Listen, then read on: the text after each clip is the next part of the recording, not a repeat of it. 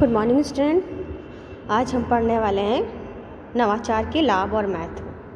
पहला पॉइंट है अधिक अच्छे उत्पादन। सबसे पहला पॉइंट है अधिक अच्छे उत्पाद। नवाचार का प्रथम लाभ यह कहता है कि इसके कारण अच्छे उत्पादों का निर्माण संभव होता है। नवाचार को अपनाने से विद्यमान उत्पादों के गुण और लक्षणों में सुधार किया जा सकता है। इतना ही नहीं, नवाचार से बेहतर नए उत्पाद का निर्माण भी किया जा सकता है। तो नवाचार के जो इम्पॉर्टेंस और जो लाभ ये है कि अगर इनोवेशन करते हैं तो एक अच्छे प्रोडक्ट निकल के सामने आते हैं। उस इनोवेशन का रिजल्ट ये होता है कि कंपनी अच्छे प्रोडक्ट सामने रखती है मार्केट में, जिससे कि कस्टमर के लिए बहुत ही बेनिफिशियल हो जाता है उसे ख़रीदने के लिए। वो कई पॉइंट ऑफ व्यू से देखता है, यार ये प्रोडक्ट तो बड़ा अच्छा है, इससे हमें फ़ायदा होने वाला है। तो अच्छे प्रोडक्ट निकल के आते हैं इनोवेशन से। दूसरा है लागत में कमी। नवाचार के द्वारा नई तकनीकी ज्ञान, बाजार संबंधित ज्ञान का उपयोग किया जाता है। इसके उपयोग में उत्पादक तकनीकी विवरण, तकनीकी एवं प्रशासकीय प्रक्रिया में सुधार किया जा सकता है। उत्पादक वितरण और प्रशासकीय लागतों में कमी लाई जा सकती है। इससे उत्पादन और सेवाओं की लागतों में कमी आती है। तो कॉस्ट की जो कमी है वो इस इनोवेशन के द्वारा भी आती है। नई टेक्नोलॉजी, बजट रिलेटिव रिसर्च करने से तो आपकी जो लागत में उसमें कमी आती है। तीसरा पॉइंट है इसका प्रतिस्पर्धा क्षमता में सुधार। एक विद्वान ने ठीक ही लिखा है कि नवाचार वह महत्वपूर्ण साधन है जिससे उद्यमी अपनी संस्था की प्रतिस्पर्धा क्षमता में सुधार कर सकता है। नवाचार अपनाकर उद्यमी अपनी संस्था तथा अपने उत्पादों की प्रतिस्पर्धा क्षमता में सुधार कर सकता है। ऐसे उत्पाद की गुणवत्ता एवं उनके लक्षणों में सुधार होने तथा लागतों में कमी आने संभव हो जाता है। तो प्रतिस्पर्धा जो कंपटीशन आज के टाइम में चल रहा है वो इनोवेशन इसमें एक इम्प्रूवमेंट लेकर आती है। आपका जो कंपटीशन है वो किस तरह आपको फाइट करना है वो एक इनोवेशन के द्वारा ही निकल के सामने आता है। कुछ नया मार्केट में लाएंगे, हर कंपनी कुछ ना कुछ नया लेकर आती है, हर प्रोडक्ट कुछ ना कुछ नया निकल के सामने आता है। तो हर कंपनी के लिए कंपटीशन होता है कि वो दूसरी कंपनी से बेहतर काम करें, उस कंपटीशन में आगे निकलें। तो इनोवेशन का जहाँ सवाल आता है तो इनोवेशन एक ऐसा ही साधन बोल सकते हैं जिससे उद्यमी अपनी संस्था के प्रतिस्पर्धा क्षमता में सुधार ला सकता है। नेक्स्ट पॉइंट है उपभोक्ता की संतुष्टि। नवाचार अपनाने से उत्पादकों के गुण और उनकी विशेषताओं में सुधार होता है। नवाचार से उत्पादकों तथा लागतों में कमी आती है।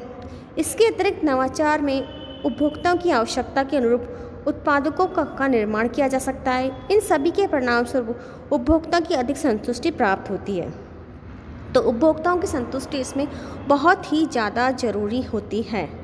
तो उपभोक्ता संतुष्ट होगा उस इनोवेशन को देख के, उस इनोवेशन काल को देख के कि इनोवेशन किस तरह का है, तो उससे कस्टमर सेटिस्फेक्शन बहुत ज़्यादा ज़रूरी होता है। पांचवा पॉइंट है ग्राहकों की निष्ठा। नवाचार करने में उद्यमी अपने ग्राहकों की आवश्यकता के अनुसार उत्पादन उपलब्ध करा पाता है। वह अपने कम लागत में बेहतर उत्पादन को भी उपलब्ध करा पाता है। इसके परिणाम स्वरूप ग्राहक उसी उद्यमी के उत्पादक क्रय करने लगते हैं तथा स्थानीय ग्राहक बने जाते हैं। इतना ही नहीं, वह अन्य लोगों को भी उन्हीं उत्पादों को क्रय करने की सलाह भी देते हैं। इसमें उद्यमी एवं उसके उत्पादकों के प्रति ग्राहक की निष्ठा बन जाती है। ऐसी निष्ठा उद्यमी के लिए दीर्घकालीन में बहुत ही लाभदायक सिद्ध होती है। तो ग्राहकों की निष्ठा बहुत ही ज़रूरी होती है इसमें। नेक्स्ट पॉइंट है कर्मचारी की प्रेरणा। नवाचार करने एवं अपनाने में कर्मचारी की महत्वपूर्ण भूमिका होती है। वह नवाचार करने में प्रत्यक्ष एवं परोपकार रूप से योगदान देते हैं। नवाचार करने एवं अपनाने में कर्मचारी की महत्वपूर्ण भूमिका होती है। वह नवाचार करने में प्रत्यक्ष एवं परोपकार रूप से योगदान देते हैं। उन्हें भी नवाचार के लाभों में भागीदारी मिलती है। उन्हें नवाचार विचारों के लिए प्रोत्साहित किया जाता है तथा पुरस्कार एवं प्रशंसा भी मिलती है। अतः नवाचार से कर्मचारी सदैव प्रेरणा मिलती है। तो कर्मचारी को प्रेरणा इसी नवाचार से ही प्राप्त होती है। नेक्स्ट है उपक्रम की विकास एवं विस्तार। नवाचार उपक्रम के विकास एवं विस्तार का मार्ग प्रशस्त करता है। विद्यमान उत्पादों में सुधार में संस्था का उत्पादन एवं विक्रय बढ़ता है। इसके अतिरिक्त नवाचार करने से नए नए उत्पादों का विकास भी संभव होता है। फलतः उपक्रम का विकास एवं विस्तार हो रहा है। नेक्स्ट पॉइंट है उद्यमी का विकास। 8वां पॉइंट है उद्यमी का विकास। नवाचार की प्रवृत्ति उद्यमियों के विकास में भी योगदान देती है। सिमर्स लिखते हैं, उद्यमी नवाचार के अनुशासित एवं व्यवस्थित उपयोग का ही परिणाम है। जो लोग नवाचार को करने और अपनाने की क्षमता रखते हैं वह ही उद्यमी कहलाते हैं। सफल उद्यमी बाजार में उपलब्ध अवसरों की पहचान कर नवाचार करते रहते हैं तथा आगे भी सफल हो जाते हैं। पीटर ड्रैफ्टर ने ही पीटर ड्रैफ्टर ने भी शायद इसलिए लिखा है कि नवाचार उद्यमी एक महत्वपूर्ण उपकरण और साधन है। नवाचार जो है वो बहुत ही महत्वपूर्ण उपकरण और साधन है।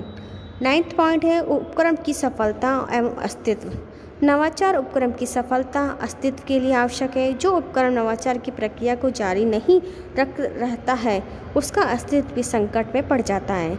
किसी भी उपक्रम की चित्रायु बनाने में नवाचार संजीव एवं रामबाण की औषधि का तरह काम करता है। संजीवनी एवं रामबाण औषधि के रूप में एक नवाचार काम करता है। नेक्स्ट पॉइंट है संस्था की ख्याति और छवि। नवाचार अपनाने वाला संस्था अच्छे, सस्ते एवं नए उत्पादन को उपलब्ध करा पाती है। फलतः वह संस्था बाजार में अग्रणी नजर आती है। ऐसी संस्था की ग्राहक एवं जनता के बीच अच्छी ख्याति एवं छवि बन जाती है। तो संस्था की ख्याति और छवि बनाने के लिए नवाचार एक महत्वपूर्ण भूमिका निभाता है। तो मैंने आज आपको बताया नवाचार के लाभ, महत्व, जो ये 10 पॉइंट इसमें कवर कर रहा है। ये 10 पॉइंट मैं वापस रिपीट कर देती हूँ बच्चों।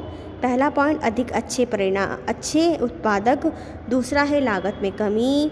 तीसरा प्रतिस्पर्धा में सुधार। चौथा है उपभोक्ता की संतुष्टि। 5वां है ग्राहक की निष्ठा। 6 है कर्मचारी की प्रेरणा। 7वां है उपक्रम का विकास एवं विस्तार।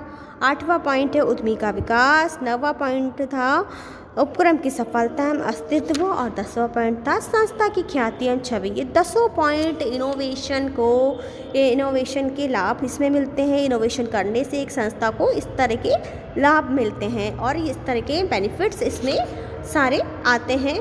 तो आज मैंने आपको नवाचार के लाभ और महत्व के बारे में बताया। बच्चों से बुक्स में ध्यान से पढ़िएगा। Thank you.